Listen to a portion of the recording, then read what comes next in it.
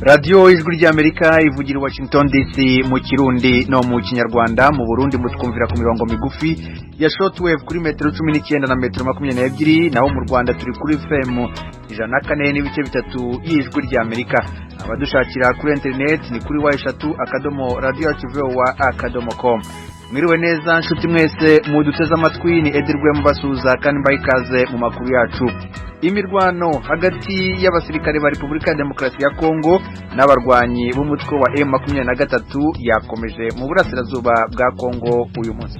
Ekera ba M23 nibo baje gutera mu birunga aho ingabo z'igihugu cya Kongo aho zari zituye mu karere ka Cyanzu na Runyoni. Uyu numwe mu baturage barimo guhunga imirwano ibera mu karere ka Rucuru muri Kongo. Uburusiya bwatangaje uyu munsi kuwa mbere ko nta ntambwe zifatika zari zagerwaho kugeza ubu mu biganiro hagati y'icyo gihugu na Ukraine. Naho abategetsi bahagarariye Leta Zunze Ubumwe za Amerika n'ibihugu bine by'Abarabu bahuriye muri Israeli uyu munsi kuwa mbere bagaragaza ko biyemeje kurwanyiriza hamwe Irani. Ayo makuru n'ayandi ni mukanya. Amakuru yacu tuyahere ku makuru avugwa hirya no hino ku isi.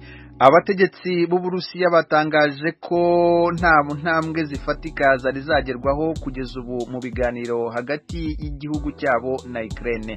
Ni inkuru twateguriwe na Fidel Niyongabo. Umuvugizi w'ibiro vya Perezida w'Uburusiya Dmitry Peskov yabwiye abamenyesha makuru ko naho badashobora kuvuga ko hari intambwe zigaragara zirashikwa ko kubandanya ibiganiro amaso mu yandi ari ikintu gikomeye. Perezida w'igihugu ca Turkiya Tayyip Erdogan yemeye kwakira ibiganiro bishasha hagati y'Uburusiya na Ukraine mu gisagara ca Istanbul. Hari mu kiganiro yagiranye na Perezida w'Uburusiya Vladimir Putin ku telefone. Nta ntambwe zigaragara Uburusiya na Ukraine vyashitse ko mu biganiro vya mbere vyabaye ku itariki 10 y'ukwezi kwa gatatu mu gisagara ca Antalya muri Turkiya. Kuva Uburusiya burungitse inteko zabwo muri Ukraine mu mpera zo kwezi kwa kabiri, impande zombi zaragiranye ibindi biganiro hakoreshejwe ubuhinga bwa video. Yamara zatangaje ko ivyo biganiro bitari vyoroshe na gato. Abategetsi bahagarariye Leta Zunze Ubumwe za Amerika n'ibihugu bine by'Abarabu bahuriye muri Israeli uyu munsi aho berekanye ko bagize itsinda ryo kurwanyiriza hamwe Irane. Ni inkuru nanone tubaza mugenzi wacu Fidel Niyongabo. Iyo nama yabaye kandi kugira basabe Israel gusubira kubandanya umugambi w'amahoro n'abanyapalestina wahagaze. Abategetsi ba Israel bavuga ko ibiganiro nk'ivyo bizosubira kuba ni mu gihe cyo gihugu kiriko kigirana imigenderanire myiza mu vyerekeye ubudandaji n'umutekano n'ibihugu bitari bike by'Abarabu. Umushikiranganje ajejwe imigenderanire wa Israel Yair Lapid yatangaje ko imigenderanire bariko baragirana n'ibihugu by'Abarabu izotera ubwoba abansi basangiye, muri bo ubwa mbere na mbere Iran n'ibihugu bicuditse naco. Yabitangaje ari kumwe na bagenzi we bo muri Amerika, Emira Zunze Ubumwe z'Abarabu, Bahrain, Maroc na Misiri. Emira Zunze Ubumwe z'Abarabu, Bahrain na Maroc vyafashe ingingo yo kugirana imigenderanire na Israel hisunzwe umugambi washigikiwe na Amerika mu mwaka wa 2020 wiswe Abraham Accords. Misiri cabaye igihugu ca mbere c'Abarabu cagiranye amasezerano y'amahoro na Israel mu mwaka wa 1979.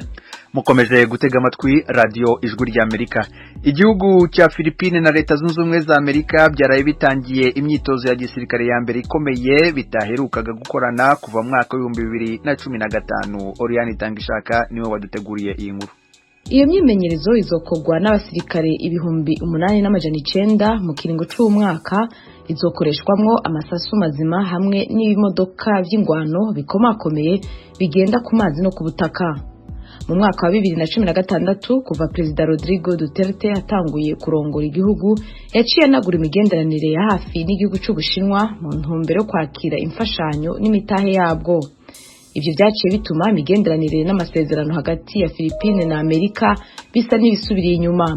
Mu rwandiko rwasohowe n'umushikiranganje wa Philippines ajejwe kwivuna abansi Delphine Lorenzana avuga ati, tweretse amakungu yuko ubucuti buri hagati y'ibihugu byacu bukomeye kurusha mbere. Iyo myimenyerezo ya gisirikare mishasha hagati ya Philippines na Amerika igiye kumara indwi zibiri, ikaba ibaye mu gihe Leta ya Philippines yari iheruka kunegura no kwagiriza Ubushinwa gukora ibikorwa bitekubiri n'amategeko agenga amazinga yo mu bumanuko bw'Ubushinwa arimwo amatati. ayo matata ari hagati y'ibihugu vya Brunei, Malaysia, Philippines, Vietnam na Taiwan. Ayo yaramwe makuru avugwa hirya no hino ku isi. Barakoze bagenzi bacu Oriane Itangishaka na Fidel Niyangabo bayatugejejeho. Tubibutse ko iyi mwumva ari radio Ijwi rya Amerika. Mukanya na makuru avugwa mu karere k'ibiyaga bigari.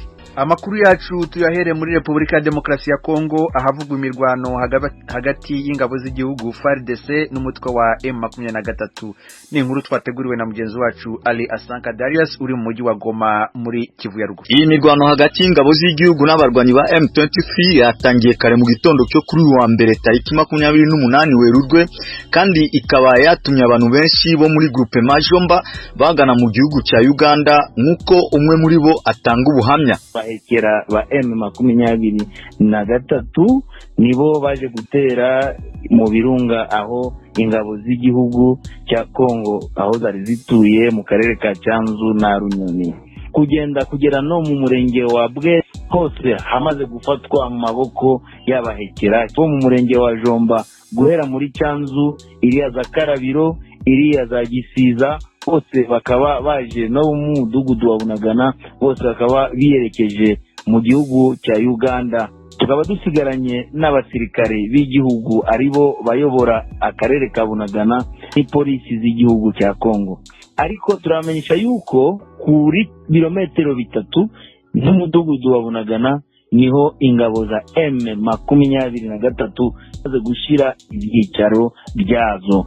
Na n'ubu imirwano iracyakomeza kuko mu mwanya ushize mu minota 30 hari bombe ivuye kugwa mu karere ko muri Cyeya.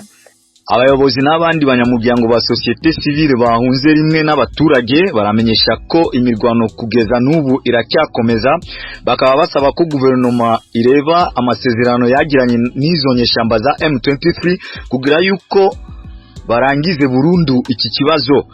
Rashid Twagirayezu n'umwe muri bo. Icyo cyo gusaba guverinoma n'amahanga yose no kugira ngo abaturage bacu bate kuhora bahiragizwa buri munsi, bikorera ibirago, bikorera abana bacana abana mu Uganda, amasomo, amatungo, mbese byose bagahomba ibyo bafite byose. Tukaba dusaba guverinoma igakora ibyo ishoboka byose ikarangiza icyo kibazo cya M23 kubera ari ikibazo kibogamiye RDC, bagashakisha uburyo bwabamara icyo kibazo. Birababaje kubona iyo kugura igihe abantu baba bagiye gutuza imirwano ikaza bagahangayika.